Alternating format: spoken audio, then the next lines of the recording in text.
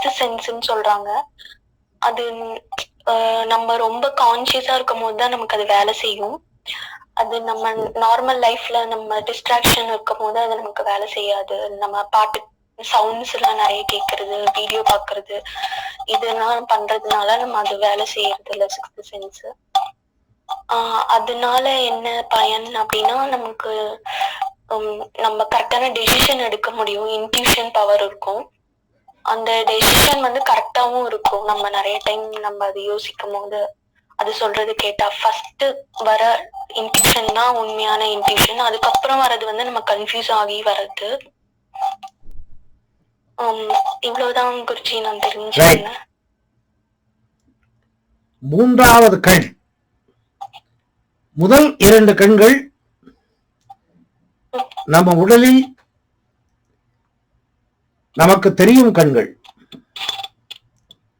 நம்ம கண்ணை நம்மளால பார்க்க முடியாதுன்னா கூட இந்த 2 கண்களால் கடவுள் படைத்த வெளி உலகத்தை பார்க்க முடியும்.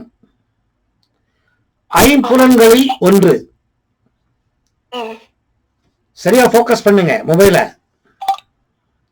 நான் பாருங்க, தலையில இருந்து இடுப்பு வரைக்கும் எல்லாம் கிளியரா தெரிஞ்சு பாருங்க. ஒன்னும் வெக்கப்படாதீங்க, தைரியமா உட்காருங்க. இல்ல குருஜி, நான் அப்படித்தான் உட்கார்ந்து பழகினேன்னா அதனால ஒரு புக் எடுத்து மொபைல் நகராம இருக்கிற மாதிரி பக்கத்துல வைங்க. அப்ப கரெக்டா உட்காரும் மொபைல்.